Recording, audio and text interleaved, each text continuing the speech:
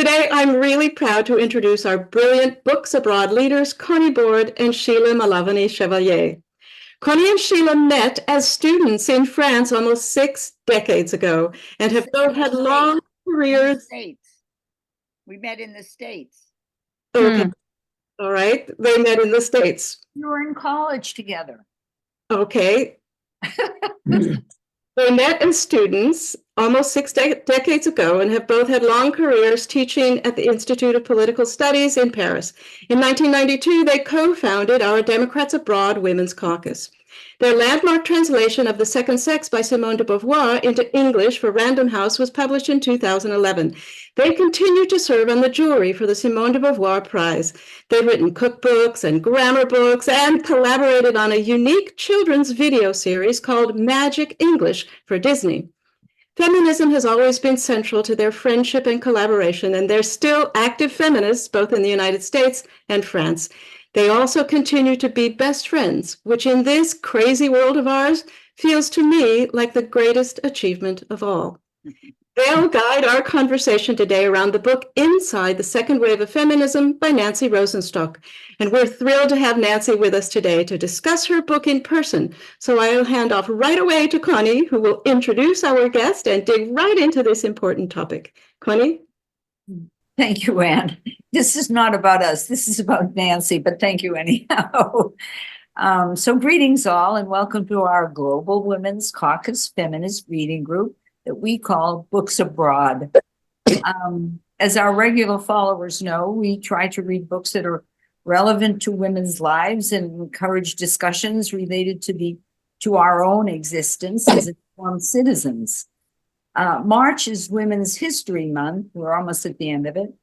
So it is appropriate that we look back in time to understand what the second wave of feminism means and how it came about. Normally, we begin with a brief bio of the author, and my role is, in fact, it's to provide a profile of the author. But this time, it'll be different because we are lucky enough to have the author right here with us, Nancy Rosenstock, right here on your screen. So with Inside the Second Wave of Feminism, we learned that Nancy was part of this radical and socialist movement. She has assembled and recently published a fascinating book, an account of the Boston female liberation from 1968 to 1972. And the story is told by 13 of the original participants themselves. Special thanks goes to Liz Blackburn, Democrats Abroad chair of China. Thanks to Liz, we learned about Nancy's book, and we have Nancy here today. So hello, Nancy. And thank you. I'd like to begin very simply by asking, we will have a discussion, but I'd like to just ask Nancy a simple question. Most people know that the first wave of feminism is usually dated in history by the passage of the 19th Amendment to the US Constitution, ratified in 1920, giving women the right to vote. So that is 50 years before 1968, when began what we call the second wave of feminism. I just wonder what was happening in between. But it began in Boston with Cell 16, later called Boston Female Liberation. I believe it was you, and I say you plural, you women, who coined the term second wave after the magazine that you launched with that name. You tell me if that's true, Nancy. What was your role, Nancy, in Cell 16? And did you realize at the time that you were riding the wave and entering a new era in feminism? Well, first of all, thank you all for being here, and thank you, Liz, who I met at the Women's March convention last October. Is that right, Liz? Last October, I met Liz. And thank you, Connie, and everybody else for having me be part of this. Actually, I think the way you put it is not exactly the way I would put it. It wasn't that Cell 16 and Boston Female Liberation were founded the second wave. The second wave was, we were really just a part of a wave, I guess you would call it, a wave of women's groups around the country at that time. that, coming out of the civil rights movement, the war in Vietnam was going on, and we were protesting that. We began to form consciousness raising groups, which I assume a number of you may have been a part of. So out of the consciousness raising groups, at least I was in a consciousness raising group that came out of a class that I was a part of, that Howard Zinn was our professor at Boston University. We had a consciousness raising group, and out of that came Cell 16 Boston Female Liberation. So, you have to sort of place it in the time of what was happening with the youth radicalization and so forth that was going on. So Boston Female Liberation was one of the first radical feminist organizations, but not the only one. There was Red Stockings in New York. There was the Chicago Women's Liberation Union and others that I can't think of at the moment. So it was part of a group of women that were coming together to the understanding of taking a look at why is it that women are second-class citizens in this country, and why are we oppressed, and what is the origins of that, and what can we do about it? And we came together and decided to realize, first of all, that the problem was not ours individually, but came from society and the role that we were relegated. And we began to organize to change that. You did well. I think with that, we'll lead into the discussion, and Sheila's going to take it over here, because I hear in several of the things you said, issues that we want to discuss. Hi, everybody. Thank you also, Nancy. Thanks, Liz, for introducing us to Nancy. It's unusual for us to have the author, and wonderful. So, Nancy, if you want to jump in at any time to clarify things or add your point of view, don't hesitate, please, at all. I don't have an order of questions because there are just so many things to discuss. But I'm going to start with something kind of ordinary in a way as an introduction. Why do you think why is it the second wave of feminism is relevant today? Okay, it's the past. It's Women's History Month, okay?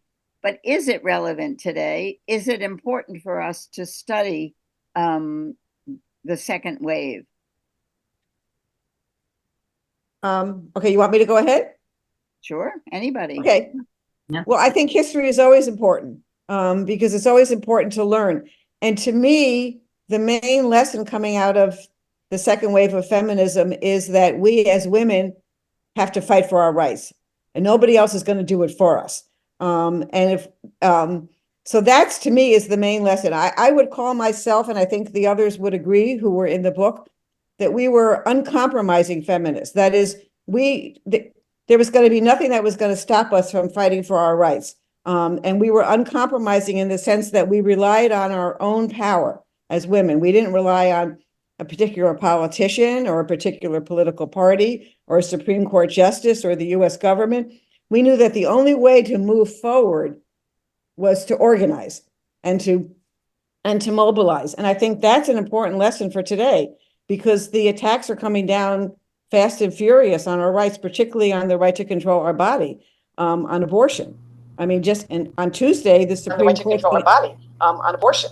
I mean, on Tuesday, the Supreme Court's going to. What happened there? Okay. On Tuesday, the Supreme Court's going to hear a case.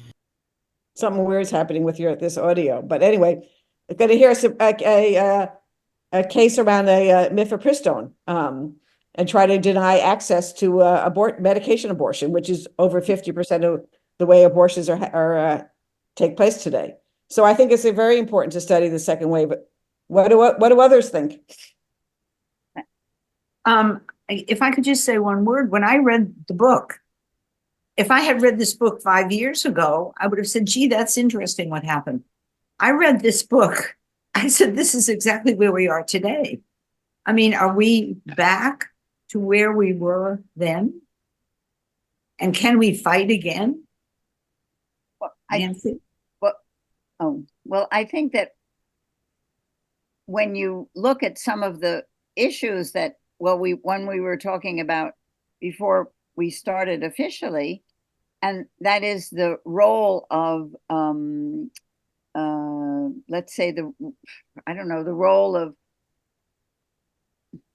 the fact that we were talking about wearing lipstick or not for this Zoom, and and how in the book the beginning of the second wave in was a kind of denial or refusal to allow the woman's need or desire for adorning herself and using makeup, and so that's something that's changed tremendously.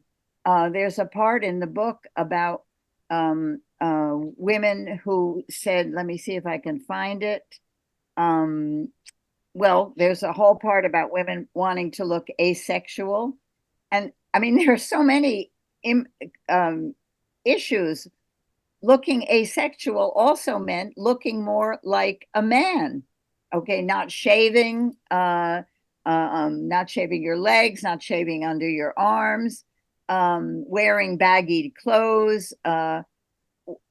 That's all changed tremendously. Then there's another part in the book that says that it's very important, of course, to be, it's very important to be yourself, but on the other hand, you must not attract attention in the street. And so you must wear clothes that do not titillate men's desire, because it's humiliating to be catcalled in the street. So they might seem superficial, but they're not. They're very important aspects of the change since the second wave. We have a few people in the queue. Jan, you wanted to make a comment? I want to go back to the question about why does the second wave resonate today? Definitely on reproductive rights. I was so fortunate to live next door to one of the Chicago second wave leaders with the Jane Collective, and I can't tell you how many movies and documentaries are coming out about that collective and how many speaking engagements she's got these days, because so many young women are looking to these 70-year-old second wave leaders for how they really did the nuts and bolts of illegal activity at that time, performing at that time illegal abortions, and even though now it's in some ways it's more dangerous because it would be easier to track them, but in some ways it would be easier because there's more technology. And I also think that some of the second wave tools, we were talking about the Boston collective. Well, it was Boston's second wave feminists who wrote Our Bodies Ourselves, which is still in print in many, many languages and still in use. In some ways, it's as if time has gone farther back than the 70s with Dobbs and even such basic things as teaching young girls about what their bodies are like. We're still having to use the tools of that time because they're still relevant, at least in my mind. Thanks for the opportunity, and thanks everybody for putting this on. I happen to be next in the queue. I just wanted to speak to the issue of, can we still fight? And I am not entirely sure that we can, because so many women have grown up not really thinking about the women's movement and thinking about what all had to happen, or even the fact that it was really not that long ago that women were having to fight for their rights. And I just see a lot of younger women who, they don't think of themselves as feminist, but they are behaving like feminist. And the tag of feminism has sort of gotten a bad name. And I just think we have to teach them about the past so that they understand that we have to fight. Our next person was Karen. I mean, I think if we look at what's happened with recent votes since Roe versus Wade was overturned, there's certainly hope that people are aware and worried and concerned, but we'll see, I know. But just a couple things I wanted to say. One is, if any of you read the piece about Kristi Noem and the evolution of her physical appearance as she is working to become Trump's running mate, it, I think, brings up questions that Sheila was addressing about attitudes towards women's appearance and the beauty imperative and long hair and, you know, all of that. But the other thing I wanted to say was just to Nancy, one of the things I really appreciated about your book was the way in which you demonstrate that women of color were always involved, because there has evolved a sense that, oh, that was the white women's movement, and it was never just the white women's movement. So I really appreciated that about that history that you brought to the fore. Is there anybody else in the queue, Angela? Not at the moment, so go Okay, ahead. well, I'll go on. Silly love songs from Two things that were just brought up, and one was what you said, Angela, fighting. And so one of the things that impressed me about the book is the movement of self-defense and the women who learned how to fight physically. And I'm wondering if that is going anywhere, if it's still something that women are doing actively. What is your experience about that? Is it, or has it just become, I don't mean just, the fact that women go to gym all the time, that they take care of their bodies, that's quite different from what happened in what Nancy is describing, where women actively learned karate and all of the martial arts and things like that. So what do you think about that? Has that changed?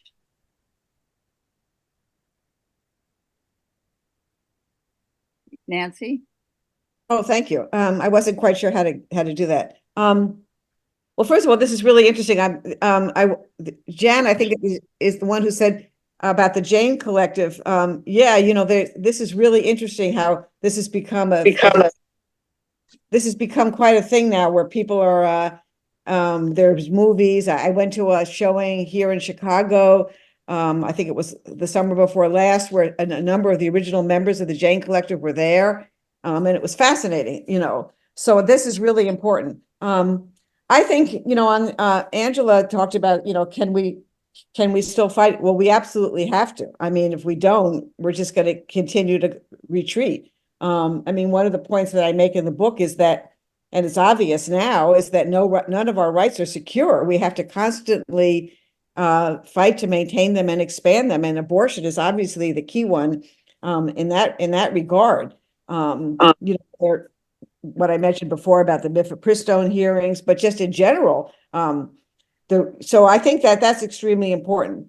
And certainly, one of the other points I tried to make in the book is certainly we've made big advances, you know, since the second wave. I mean, just what Sheila was getting at in terms of appearances and what women wear today and all of that. Certainly, we've made big advances, but there's many areas that we have to continue to fight around.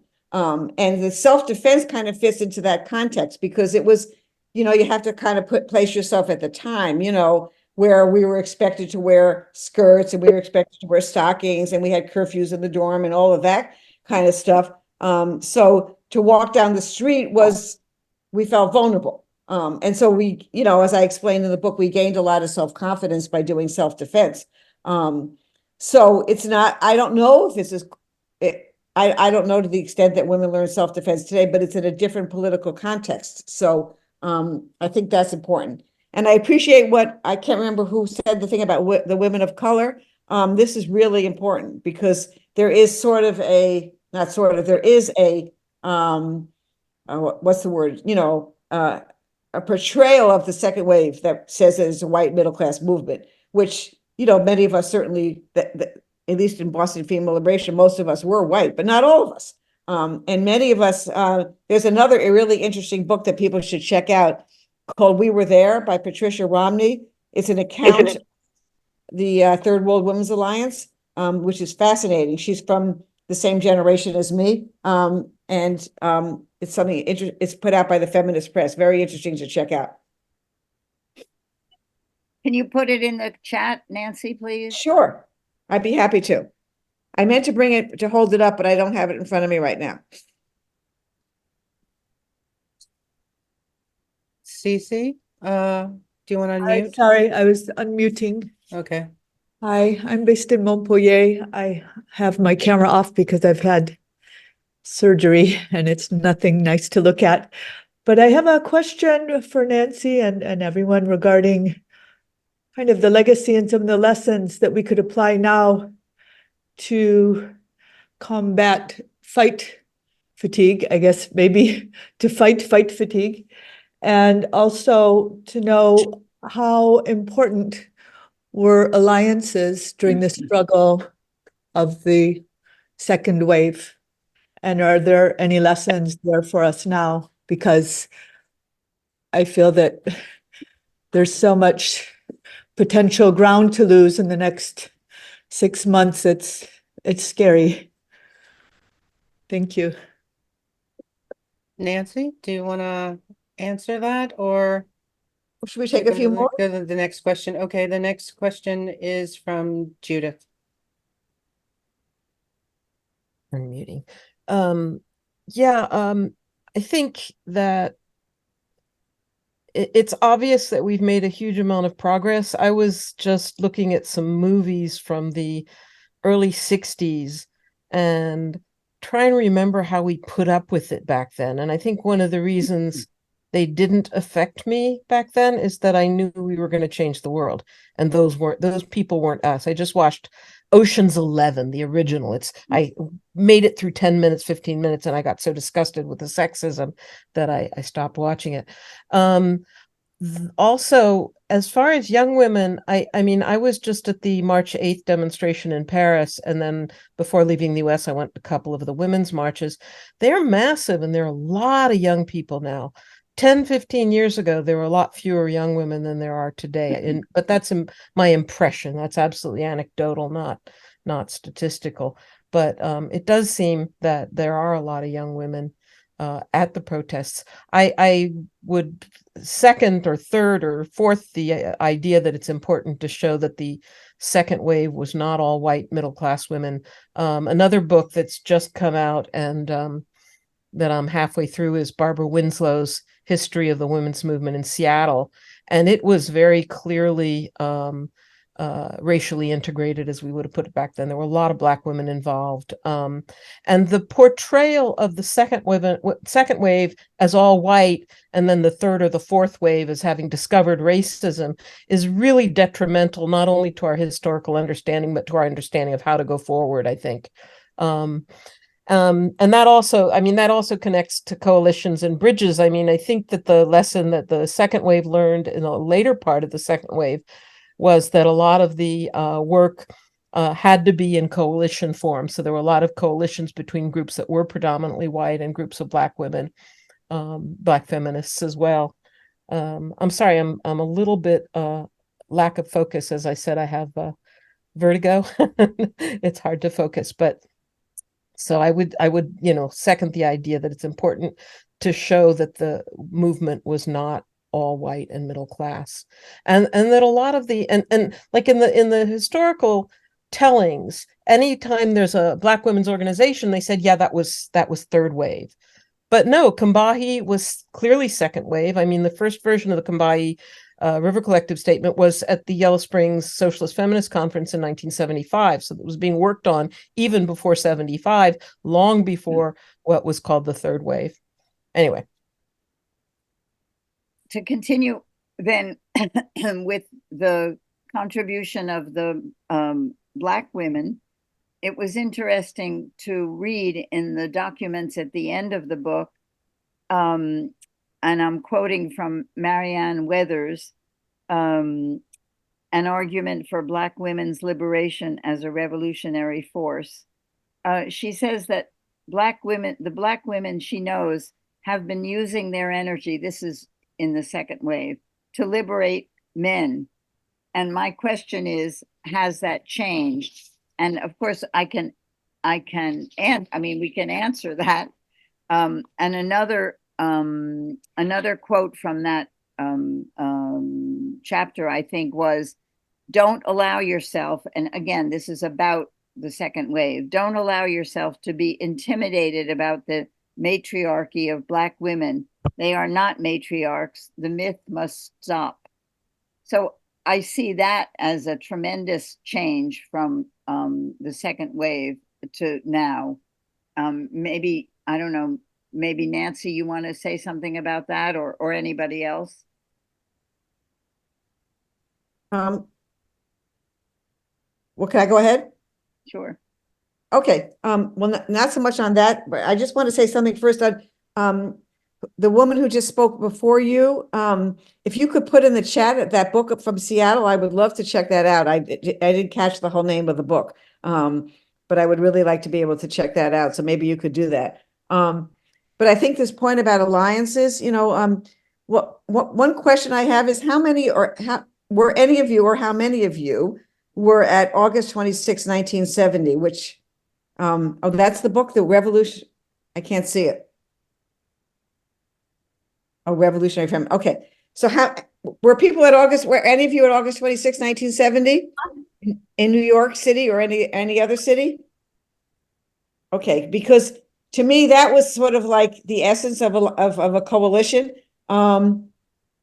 Because that was 50,000 people marching down Manhattan, it's Fifth Avenue in 1970. That really put the second wave on the map, so to speak. And it just to refresh our memories on this, the three demands of that were free abortion on demand, no forced sterilization, free community-controlled 24-hour child care centers, and equal opportunities in jobs and education. Well, so obviously none of those have been won. I was at the one in Dayton in 1970. Oh, okay. Who just spoke? Judith. Okay, great. So it wasn't a demonstration. It was a big, mega consciousness raising group with all sorts of speakers and events. Cool, great. Okay, so anyway, but that to me, like around the question of alliances and coalition building is extremely important. We're clearly not going to be able to do this by ourselves. And so I think that is really, really important. And for those of you who live in France, because we were chatting about this before the official beginning of this, I would love to know more about, you guys just got abortion as part of the Constitution. I mean, that's like huge. And talking about the photos I saw, the videos I saw were tons of young women celebrating in the streets. So I would love to know more about how that came about because, the media here covered it in such a way that it was like, well, the United States is rolling back, but France is moving forward. So that's a really cool thing to think about.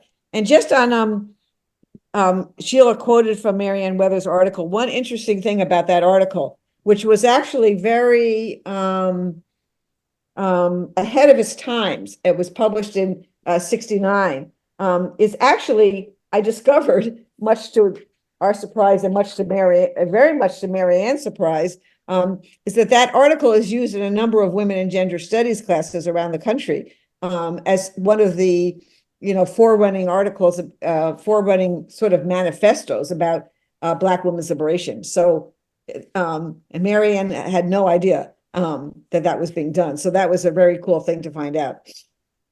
Who were the thinkers that liberated Black women from thinking that they were matriarchs and that they had to save their men before saving themselves, before liberating themselves? How did that come about?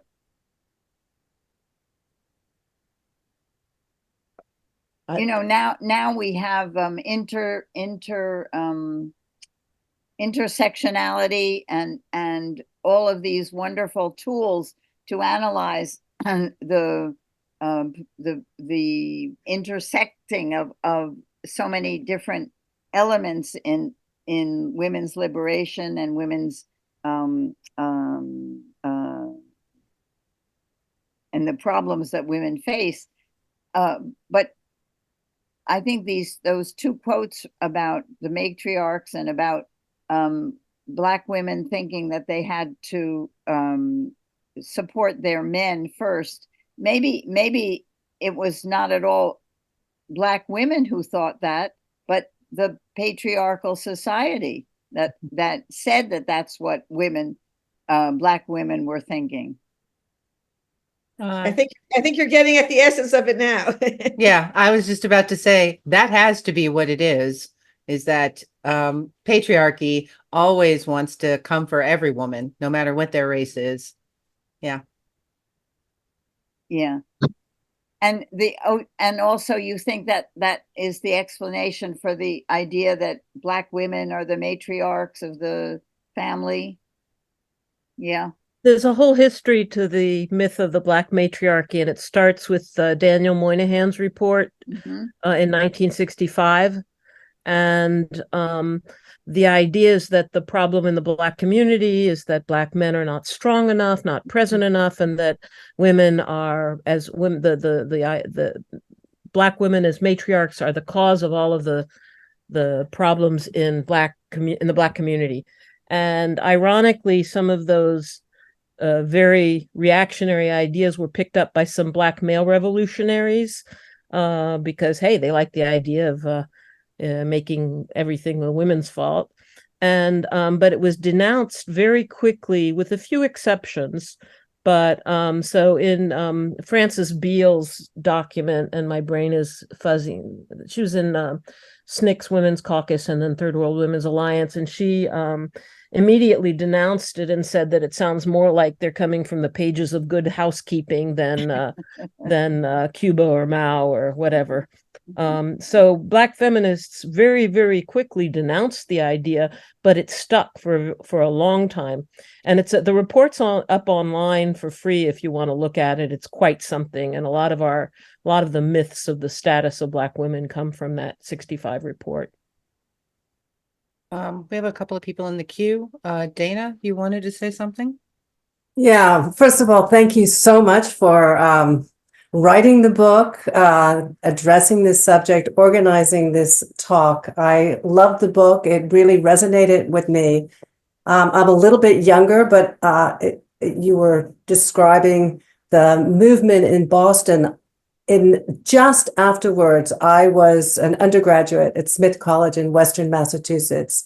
So was feeling, which is, I guess, it is known as being an important center for feminist thought and feminist activism. A lot of the feminist leaders came out of there.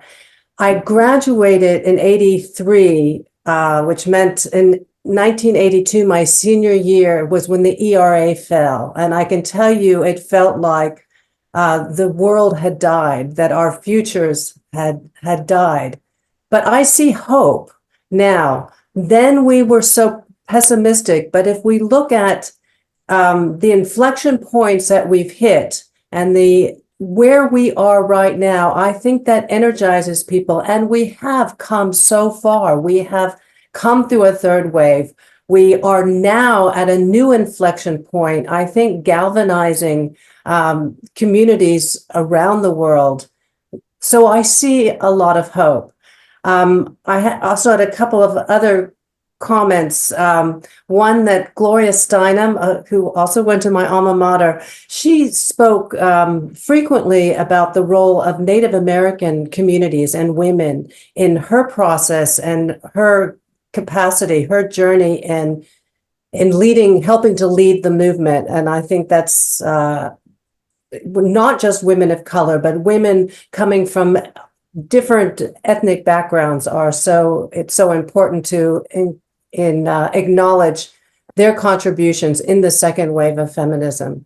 And we're talking about what's going on with France, and I just wanted to mention as well that I've lived in Finland now for a long time.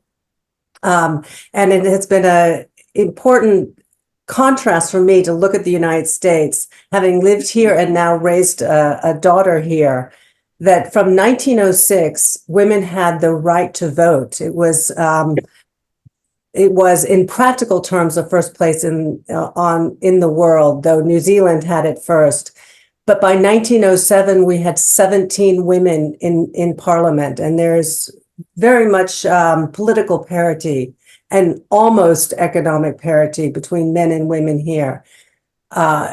It gives an interesting contrast on how that journey was taken and what the differences are.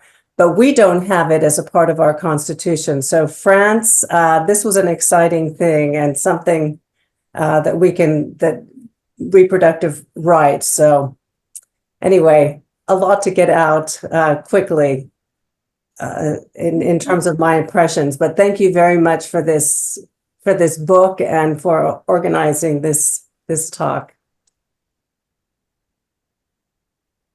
Now you're looking at me, Nancy, like, boy, that's a lot to chew. Do you want to comment, Nancy? Or No, let's take some more. The next question is from Elaine. Sorry, when the question came up about matriarchy in the Black community, I do not live in the Black community, but all I could think of was Angela Davis, and I just wanted to say, I put a big thank you in the chat in the beginning to Nancy, because the first thing that I looked for in the book was whether or not that was addressed, and it was addressed right away. I sent away for the book, and it took a really long time to get here, and so I only read like 3 chapters, but that was important to me because I have heard from younger women, much younger women, obviously. Second wave, that was white women and, getting jobs or something. It's like very dismissive. It's like, yeah. I think it comes as the shock of losing abortion rights is nationwide, I think, in the US. And I think for me, it's it's difficult to be articulate about it because I am old. and it was this movement from civil rights to anti-war to feminism. One reason that feminism, for me, came out of the anti-war movement was because we kept being relegated to running off the mimeograph machine instead of being allowed to speak a lot of the time. I felt we had to be quite pushy. And I was in New York when the first thing came. And what I remember about that is Bella Abzug and Grace Paley speaking at abortion rights rallies. And then those enormous marches. I was in New York for that one. And people coming together in consciousness raising groups. All of that was very important. And so for me, when young women are talking about abortion rights and losing their abortion and just, we have to get it together, it's like, I feel like in the same way wars keep happening, we somehow didn't get the history out there. We somehow didn't get the history out there in the way that we should have. And also, the forces against getting the history out there properly are enormous. For media, whatever is in the media is not, coming from leftist feminists. It's hard to have a voice. And so thank you for the book and for getting the information out there and for the knowledge now that there are other books from Seattle and other places, that the information is there. I think that young women hopefully are now working on organizational possibilities. Now, my generation is not so much on the phones, I don't think, but I have great hope. I have great hope that it's exactly because these questions have been raised and there are answers. Women were working on all these things then. I can't say where we dropped the ball. It's the same for me as in the anti-war movement. It's to get the history told is difficult. To keep it going is difficult. Yeah. Sorry, that's it. Good. Elaine, where are you? Where do you live? Sorry, I'm in Paris now. Ah. And yeah, have not lived in the United States since 1987. Wow. Our next question or comment is from Anne. Okay, I really like what Elaine just said about the history actually not coming through. I'm, what's really wonderful about this call is that we have all the generations here with us today. And I was in an era in San Francisco where women my age would say, well, I'm not a feminist, but, and then they would ask for equality and all those things. It's as if feminism had a kind of it had a kind of a bad rep during those years. I'm talking, 80s, 90s maybe. But then I have a question actually for our DA China chair who's here today, because she's the next generation. And I was wondering about this. We missed the big 1970 movement, but I got in on the women's marches, and I wonder if Liz has some perspective on what the young women her age are thinking about latching onto the second wave, and what you feel about that word feminism, and is it back in good reputation? Before Liz answers, that's one of the questions I had as well about vocabulary. And so one of the pieces at the end of the book is about wait a minute, let me see where my questions is. Woman versus female, and lib versus liberation, and the significance of those words, and has that changed? But I definitely agree with you, and that sentence, "I'm not a feminist, but," we don't hear it so much anymore, thank goodness. But maybe it still exists. So, Yeah, Liz, do you have any thoughts on that? I do. And pardon my youth, I'm sorry. But I do think that we're hitting on what I believe Cece said was feminist fatigue, and how we've perhaps unknowingly repackaged it over the years. And I'm not Gen Z, but if you want to tell other people I am, I'm totally okay with being younger. I am, I guess, a millennial. And so when I entered university, there in the early 2000s and the aughts, I could benefit from a plethora of birth control options that were available, and more became available every year. And then the Affordable Care Act was passed 14 years ago, and of course helped me and other women significantly as well. It was really liberating. But when I began studying at the University of Wisconsin in Madison, I studied what up until 2008 was called Women's Studies. And I took my first class because I needed a bio credit. I think it was Women's Studies 100 or 101. And a mandate, I think, was what caused that program to begin in the first place by the University of Wisconsin system in like 1973. And by 1975, the department was created. And in, I think, the 80s, it could actually be a major that you could take and study. And so I did that. And I have to directly thank, Nancy and the women on this call for that even being an option. I know that it was the early up to like probably 1973, 1976, when all these universities began developing the program and being this fierce feminist force. I've never had a problem with it myself, but even when I was studying gender and women's studies, I did come across a lot of sort of resentment against that feminist word. I had a woman who's my age, protest against being called lady and ladylike, which is something in China, we're called hey lady, or ladies use more often. And that's, a vestige that some of us in America don't appreciate. But then on the other hand, I've had, a couple years younger generations being like, why would you call yourself a feminist? Why would you want to do that? So everything we're talking about from the 60s and 70s movement, I do feel is still really represented when I went to college and still today. But we are in sort of a movement of self-love and body appreciation. And I will say, when that change at the university came to call it gender and women's studies, it was really appreciated because that's definitely what we study in intersectionality. But some people do think that we've taken the female out of that. And so we have repackaged it. We do have a different lens, I think, is the answer.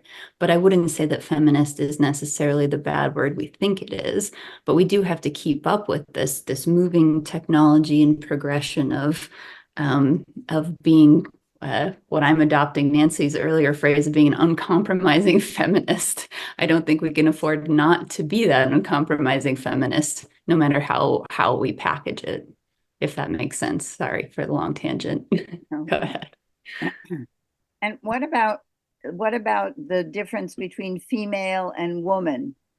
What do you feel about that? I can remember that when Connie and I were translating The Second Sex, there was a criticism once that we used the word female and we should have used woman, because female, the criticism said, and it was from a French person, so it was tinged with the words in French.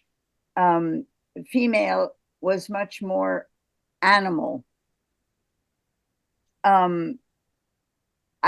personally never believed that. I mean, the words are different. Female and woman are quite different. But do you feel that one is more appropriate to describe you than another, or would you use them interchangeably? That's a really good question. And I'm going to tell you a secret, Sheila. My generation, you probably already know this, is very spoiled because of your generation. And this whole second wave movement that we're talking about. And so for us, most of the time, that women versus female in conversations that I've been having, not necessarily literature, and I am out of the US, but we're not having that conversation. We just call each other women. We don't really use the word female. And it's almost like, it's not that there's aggression against it. It's almost kind of ages out, words come into play. And I do feel like a lot of women my age feel that way. And in our Women's Caucus in China, we've got a chat group of about, oh gosh, I don't remember, just under 100 people. And it fluctuates between about 50 and 100. And when we talk about these things, as much as words matter, the woman versus female actually hasn't been part of our conversation. And I do find that interesting too, because it's definitely a part of the movements that have come before us, and it's always a part of our literature. So I don't know if anyone wants to weigh in on that, but I think that we just tend to say I'm a woman, not I'm female. We do in some cases in our LGBTQ plus caucus chat say, identify as female. Versus I identify as a woman. And so I do think it's almost more of a grammar and syntax conversation. And like I said, I feel like my generation's really spoiled that we're lucky enough to not always dissect that every day, or feel that anger and aggression.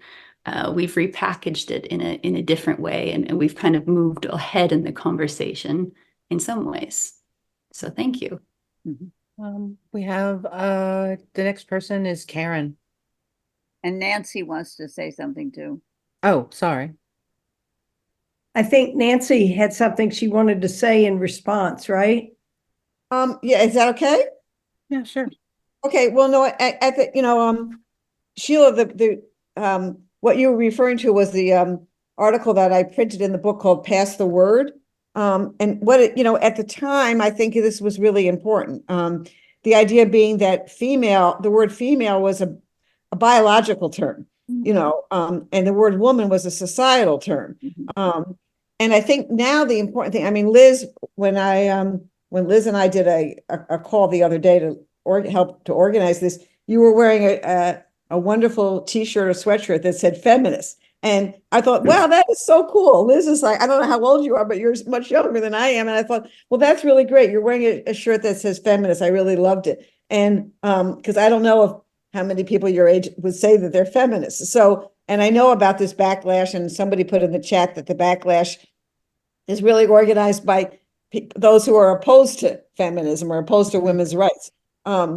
But I think today, raising women is really, really important, because what's happened is that women have been, the word woman is getting taken off, so you have, like what my first experience with some of the gender discussion that's been going on was going to, into a public place, museum. And this was maybe 5 or 6 years ago, and finding that the women's room and the men's room had now been changed to a men's room and a gender neutral, room. Those were the two different rooms. And so what happened to women? And so, and look at some of the literature that comes out from some of the even more traditional women's organizations like Planned Parenthood and stuff. It'd be hard to find the word women in there. So this is really, really important. I think that, the question of women as women, we are in what we called at the time an oppressed sex, and when Connie introduced me at the beginning, she mentioned that I was not only a feminist, but also a socialist, because I understand that women's oppression, the oppression of us as a sex in this society, is rooted in the society in which we live under, which is capitalism. So, and they benefit from it. They pay us less. When times are hard, during COVID, for example, who gets relegated back to the home? Who's responsible primarily for childcare?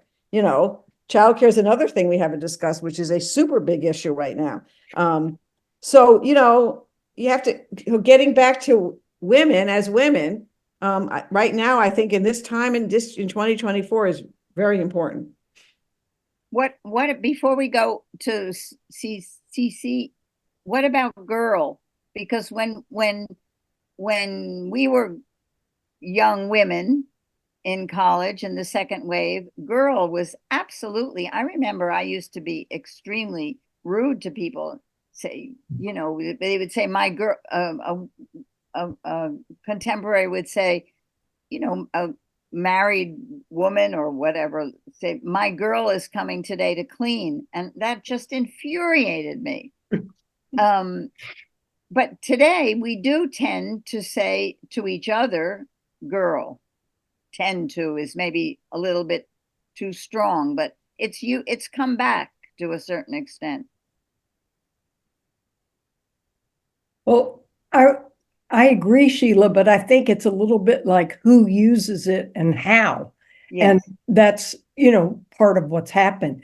But, in my last year's teaching at Brown, there were huge arguments and discussions in this, particularly out of the transgender movement, whether we can ever use the word woman at all.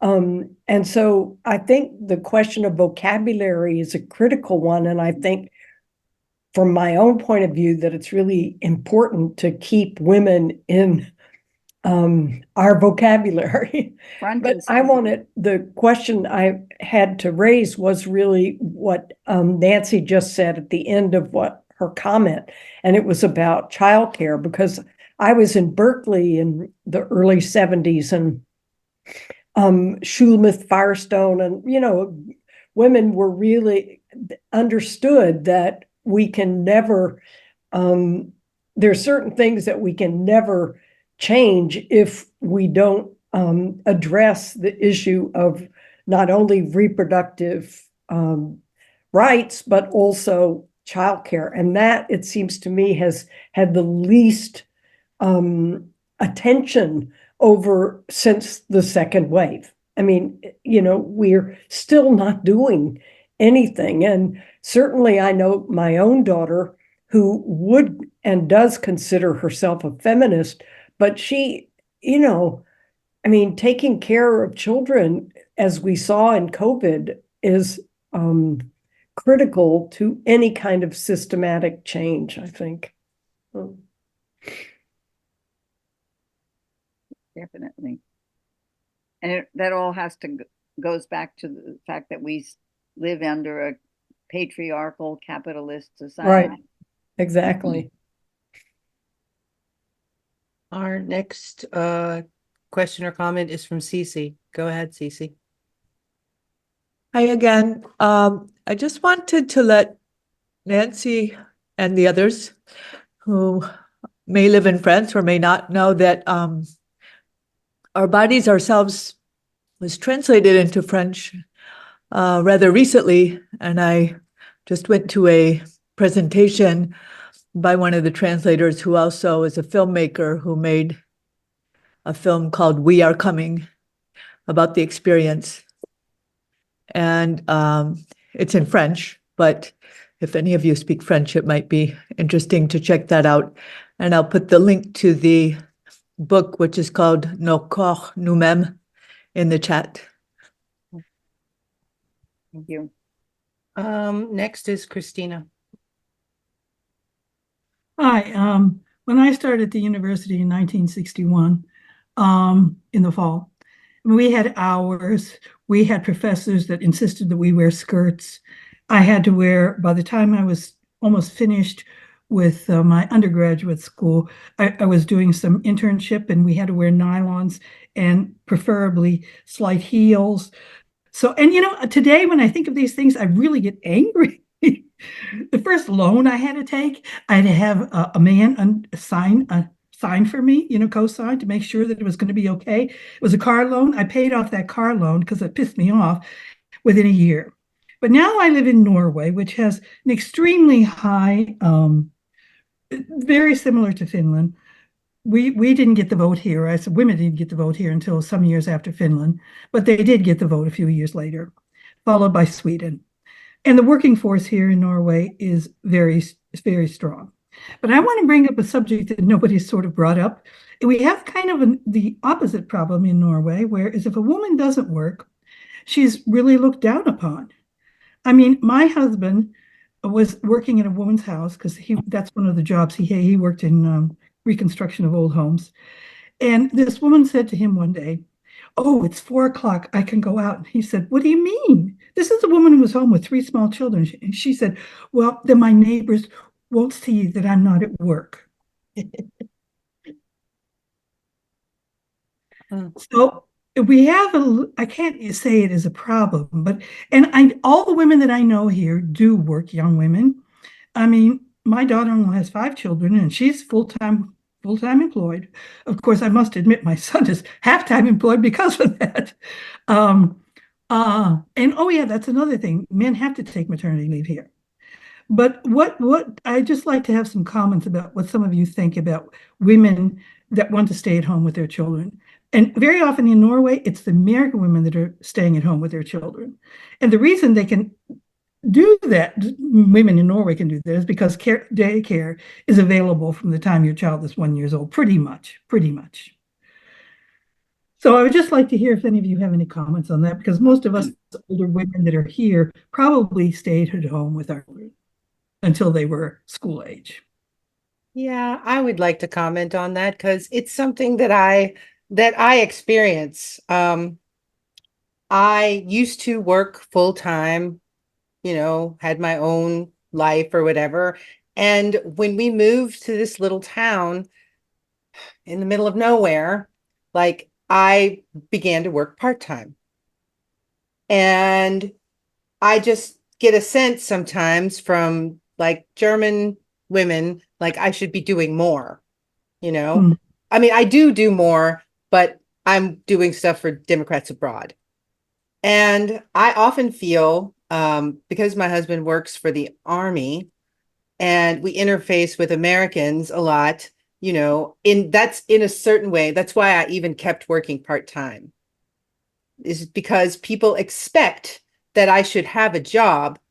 I have plenty of things to do. I'm not frittering my time away going to the hairdresser or, what is it, eating bonbons or watching TV or whatever. But because the majority of my work isn't paid work, it's volunteer work. Yeah, I know. I'm always working. That's right. That's right. I'm just not getting paid. I take a lot of heat about it from people that I should be working. And we went to the bank, I don't know, sometime last year about getting a loan for a house. And there was a woman who was the loan officer, and she just kept asking me, what did I do? What did I do? What did I do? Like, my husband makes more than enough money to afford our life, so if I work part-time, it's okay. I mean, yes, it'd probably be great if I had a job, making six figures or whatever, but I don't have to do it. And I think I can do something that's meaningful to me, which is try to save our democracy, but other people don't feel that way. So yeah, I feel this all the time, that people think I should be doing something more with my life, but I've done plenty of things. It's not like I've just been sitting at home my whole life. And I kind of resent it, actually. Let's see. Yeah, I just wanted to bring that topic up about women that are not necessarily full-time in the workforce. Our next comment is from Alyssa.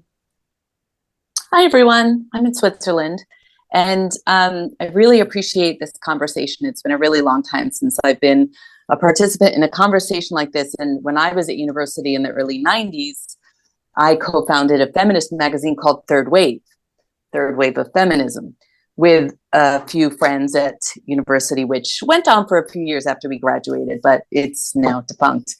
And I'm surprised a little bit by some of the conversation that we're having on a number of levels. So there's the conversation we're having now, and maybe because of the generation that I'm in, Gen X, I thought we were beyond this whole judging women for whether they stay at home, whether they're working for money or not. I thought the concept of feminism was choice, and you can do what you want to do. And that's, to me, feminism. So that's my definition. And I've always considered myself a feminist. My other thought was about the language we're using: women, feminists, female. I had a friend in college whose mother is probably in her 80s now. She always called women females, because she didn't want to say female, female, which I thought was really cute. And in terms of language, I think we can really end up being exclusive in a not good way by using different terms. I once had this boss at work. She was a director, and she was all about promoting women, helping them get recognized for their hard work, making sure that they were, at their best and being seen as their best. And I remember offending her once when she said she wasn't a feminist. And I said, so you don't believe in equality between men and women? And she looked at me like I was crazy. And that was kind of a career limiting move on my part for saying that, because I knew that she did, but it was just the language that she didn't like. And sometimes, and we've spent a lot of the conversation today talking about language, which I think can be a mistake sometimes. Obviously, language and communications mean something. Words have impact. But to be more inclusive, I think it might make sense for us to focus more on what the words mean than the words themselves. So those are just some of the thoughts that I've had throughout this conversation. Thank you for listening, and thank you for, enabling me to think again about these things. Our next comment is from Anne. I just want to say what Angela said really hit a nerve with me as well, for two reasons. One, I also spend a huge amount of my time volunteering for what I think is the most important thing I can do with my time for my two daughters. What is more important than working for Democrats Abroad for my daughters? Working down the street at an office somewhere? I don't think so. So that's one thing. And the other is the whole idea of volunteering also ties in with motherhood and being a stay-at-home mom. These are things that are vital to society that don't put any money into your bank account. And I also was in a situation, Germany doesn't have very great health, childcare. And when my children were small, I think for many of us who are American citizens who raised their children in a foreign country, we didn't have the luxury of grandparents and extended family. I was on my own. And I also had a career that I could not continue part-time. I was an opera singer. How do you do that before the kids come home from school? I mean, really. So I shifted from being a professional to being a professional mom. And I did my best, the best job I could. And I didn't put one nickel, €1 into the bank account. And now I work for Democrats Abroad, and it's the same thing. I have a small part-time job now, but it's what Angela said. There's in our society, maybe Nancy will tell us it's because we're not in a socialist society. I've also spoken to people who grew up in the East Germany when it was a socialist country, and they miss the childcare that they used to have there. So it between volunteer work and all of this unpaid work that women are expected to do, no matter what kind of another job they have, I think that is really one of the biggest problems that women face going forward. And whether you call them women or females or females or whatever, that's the biggest problem for young women, I think. Anyway. I think it's very interesting what Christina said, because this conversation about childcare and staying at home and raising your children is very much an American issue, because in many countries in Europe and in France, childcare, even if it's not the les crèches, which are so famous, there are many, many, many ways of having excellent childcare that in France, I can't speak to other countries, and you just said it's not great in Germany, but so Christina, it's really interesting that it was a Norwegian woman who said that she was frowned upon because she wasn't working in a paid job. But nevertheless, maybe that is just her situation. Maybe it's not a generalized situation. I didn't say she was frowned upon. I said she didn't feel comfortable going. She didn't feel comfortable. Yeah. But I put something in the how this problem could be solved, and we did have a prime minister here who happened to also be a priest one time, and he gave women that stayed at home with their children Social Security points as though they were working. Right. Of course. And I thought, wow, isn't that solves a lot of the problem, because yes, because if you stay at home with your children, suddenly your husband leaves you, you might be left without a pension, a proper pension. Yeah. So you have to think about those things too. But of course, the workforce here is very, very full of women, which is good. But then it's also, they have very good childcare. When I find out how much childcare costs in the United States, I can't understand why anybody can go to work. I mean, unless you're a doctor or a lawyer, you're not making enough, really. Yeah. Yeah, go on. Our next question is from Connie. Actually, I don't have a question. I was so dazzled by this conversation. This is really, really a wonderful meeting. Thank you, everybody. That I spelled my name wrong. First of all, you probably know this. And the reason I put my name up is because Anne was talking about her stay-at-home life, but she was an opera singer. I mean, what could be harder than being an opera singer and traveling all over the world? So, Anne, bravo. And we're so lucky to have you. I sing for my children on Sunday mornings in our pajamas. Okay. Are there any other questions, Angela, in the? No, there's no more in the queue. I have two questions that are not, because we're going to end in a few minutes, but these are not these are not earth-shaking questions anymore, but I just thought I would ask them since I had prepared, since when I read the book, I was interested in them. One, about the role and the presence of lesbians in the beginning of the movement, and two, the wait a minute, what was the other one? Oh yeah, that so many Catholic women in the beginning of the movement.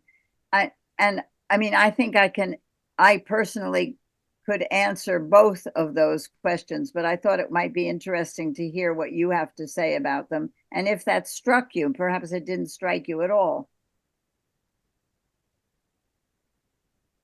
Are you asking Nancy that, Sheila? I'm asking anybody what they thought of if those two issues struck people as they read them. Well, in my case, it struck me because it was Boston. So there are a lot of Irish Catholic girls who exactly, or Italian Catholic girls like me. And being a Catholic girl myself and growing up in Boston, you could feel, you know, a lot of pressure. I mean, you really do want to break out of that mold. So I did connect to girls, the Boston girls. I don't know about in other towns or cities like New York. Maybe that wasn't the case. Nancy, why would you think that there were so many Catholic girls in your book? In your book, right? Well, I think a lot of it is, you know, just what you're saying, you know, people rebelling against the restrictions that we had. I mean, it was really hard to get, I mean, forget about abortion. It was really hard to get contraceptives in Boston at the time. So, but, you know, one of the women described, you know, in the book, how she knew nothing about her body when she was growing up, you know, in a Catholic, you know, household. And, you know, lo and behold, she gets pregnant and then, you know, what happens. So yeah, it's definitely, and the question about lesbians too. I mean, at first it's not like it is today. It wasn't this, you know, open, welcoming atmosphere, you know, that certainly wasn't the case in now, the National Organization for Women at the beginning.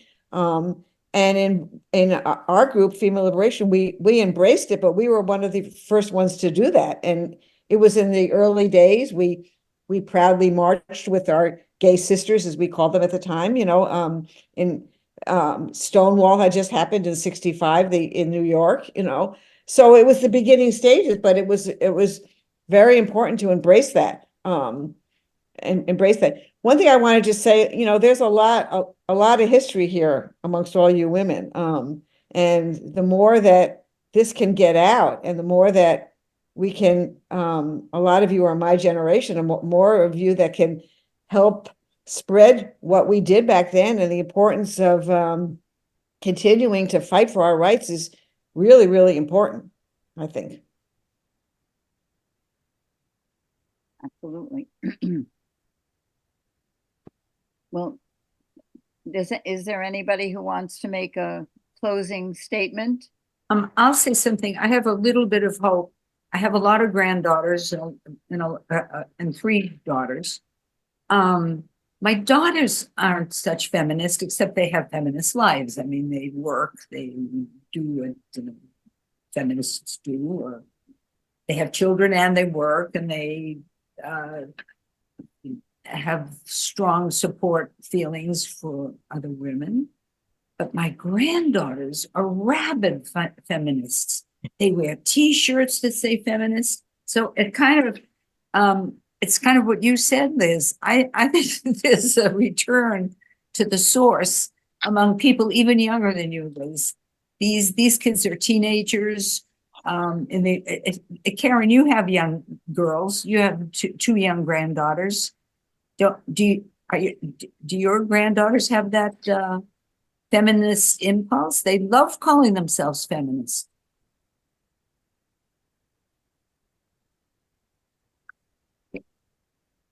Karen? Well, you know, mine are only 12 and 9. So I think that they just I mean, I think the issue partly is that they haven't gotten to the point in their lives where they understand the limits that are still imposed upon them. And I think that's very important. And I think for my own daughter, it was the same way, that it wasn't until she got out into the work world and was finished with the college and so forth that she began to understand that, in fact, everything wasn't free and perfect and you could do anything and there weren't limits and restrictions. And I think that that's a big part of growing up as a woman now, is coming to recognize, because they imagine everything, they have equal opportunity, they'll make just as much money, they will have childcare, they will share perfectly with their husbands. Yeah. I want to, can I just come in and reiterate what Connie said, because I'm exactly in the same situation, that I have two daughters who I grew up as raised my kids that being a radical feminist, and my two daughters were not the least bit interested in being called feminist, but they have each one of them have had brilliant careers, and they have now their own daughters, and my sons have daughters. I have 5 granddaughters, most of whom are now in their early 20s, and they are the radical feminists again, and they are marching, writing, voting, demonstrating, and couldn't be prouder of them. But it skipped a generation. I'm proud of my daughters too, but they were not the least bit interested. And only now, then they're in their late 50s and 60s, that they can say, yes, Mom, maybe you did pave the way and people like you made the sacrifices and we got where we are in our careers. But no, the granddaughters are the hope for the future. I just want to. Elaine had a quick question about the ERA. And I wanted to let her know that we have an ERA task force, and we haven't given up. So don't give up. Oh, absolutely. Oh, we can't have another president. Yeah, that's right. And Jan had a question before we go. Just a comment, maybe, or maybe it is a question for the group. One of the reasons I think these young women are more strident about being feminists and more vocal about it might be social media. There's so much misogyny out there that they're going to have to fight back just to have any kind of self-esteem. They have to embrace feminism because social media and the online community is pretty misogynistic. Thoughts? I'll unmute to answer that one. I absolutely agree. 99% of American women who've been sexually active report using some kind of contraceptive. And even as recent as this week, we saw how problematic social media can be, creating unfounded concerns that oral contraceptive, IUDs, all of these things carry high risk of infection and fail, and maybe, we're back to forced sterilizations with it. All of these things that are just not true, and we have the science to back it up. And social media somehow has taken away that, familial role and instead of repressing our sexuality and our, ability to receive these forms of birth control and sort of compounding that effort to take it away from us and make us, harbor all of these untruths and fears inside of our own heads. I think it was TikTok. We saw that. I'm not sure, maybe Angela or someone else who's on Twitter and Facebook and all the other things has perhaps seen this more than I have on those apps as well. But we've got a big battle to face against social media, which is why it's so important that even though we may not like it or understand it, we get out there and we promote these truths, especially related to reproductive rights and as it relates to healthcare.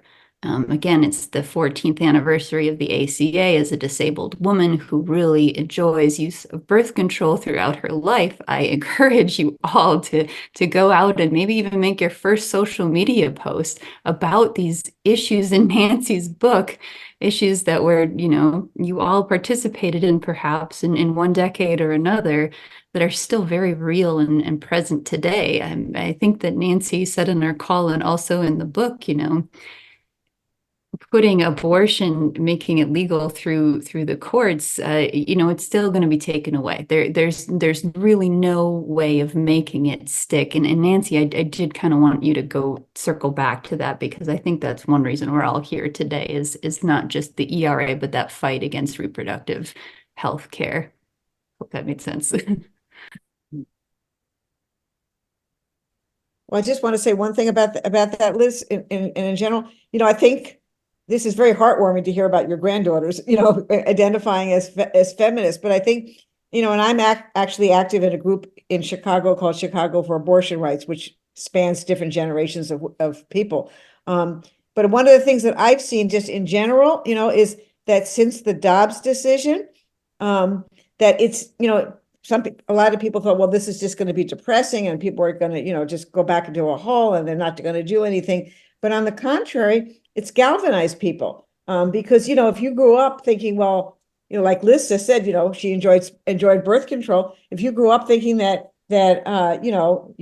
abortion is your right, and there's no problem, I can just go get an abortion, not a problem. And suddenly this decision comes down and you can't, you're like, well, wait a minute, hold on, and it's galvanized, I think, a lot of people into action, or think and realizing that, that everything is not secure. I may not always be able to get an abortion. I may not always be able to get birth control. I certainly don't have childcare. I don't have equal pay. In fact, if I turn around and look at the man next to me with the same qualifications, getting paid less, so I'm getting paid less. So, it's a realization, I think, that sort of a jolt, 2024, maybe things aren't as, where they should be.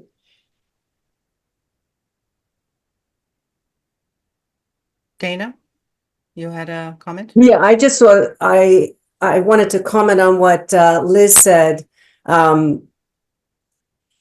Social media as well for women, though it can be a very powerful tool, it is also partly responsible for the huge influx in mental health problems for young women. If you look at statistically at the rise of the rates of suicides of young women have gone, those who consider suicide, to 25% by the time they're 21 years old. Those that have come of age during that period when social media and in 2012 really took off. This is an inflection point. What Nancy was saying, yes, this is an incredibly important inflection point, but it's also a very dangerous moment. And maybe that's what's going to enable us to really turn the tide. I hope so, to galvanize the young people. If it skipped a generation, it was too easy for people of Liz's generation, and perhaps it's our daughters and this group coming up now, this Gen Z group, that is going to make the real breakthrough difference. I hope so, but they're suffering. Yeah, before we go, I just want to remind everyone that voting this year is so important. And I know you've heard this 1,000 times before, but you need to also reach out to your friends and your family and whoever, your colleagues, whoever else that you know that's American, to vote. Because we're going to need every vote and we need to really blow it out. And yes, Judy, you can shake your head and you can say everything you want, because we've had this discussion on the last Books Abroad. I remember this quite well. But yeah, you said something about Julian Assange last time. I remember this very well. My memory is still quite intact. And but everybody needs to vote. This is not a joke. This is not a test. We're in a lot of trouble. And there's a lot of people that are still a little fuzzy, a little hazy. Oh, I don't know that I want to vote, or I'm not so thrilled with Joe Biden, or I don't like Kamala Harris, or I'm upset about this issue or that. But there is no way that we can help anyone until we help ourselves first. You know, it's like being on a plane. If the oxygen goes out and the mask drops down, you got to put it on yourself first before you can help anybody else. And that's what we need to do. So I would suggest, if you have overseas friends and family, you can just send them the link to votefromabroad.org. It's super simple. If you are living in the United States, or your friends or family are in the United States, you can tell them to go to iwillvote.com and verify that they are registered, or get registered today. So with that, I'll turn it back over to Connie and Sheila to close I just us want out. to say that I just requested my ballot, and you don't even need a printer anymore on votefromabroad.org. You can do everything online. So, yes. Yes. Yeah, Thank exactly. you so much, Nancy. Thank you so guys. much, Thank you for Liz. inviting me. Oh, Nancy, can you come back for another session? Sure. Tell me the time and place. I love it. You guys are fascinating. I think we're not done yet. We could do 3 more hours, actually. So many more questions. So interesting. Yeah. Nancy, I was amazed by the sources that you used in the movement. Seriously intellectual, philosophical, and yet you turned it into a mass movement. I guess BU had the right courses, the right gender courses, or they didn't even have gender courses when you wrote this. But you can tell that a lot of smart people knew what they were doing. So thank you so much. Okay.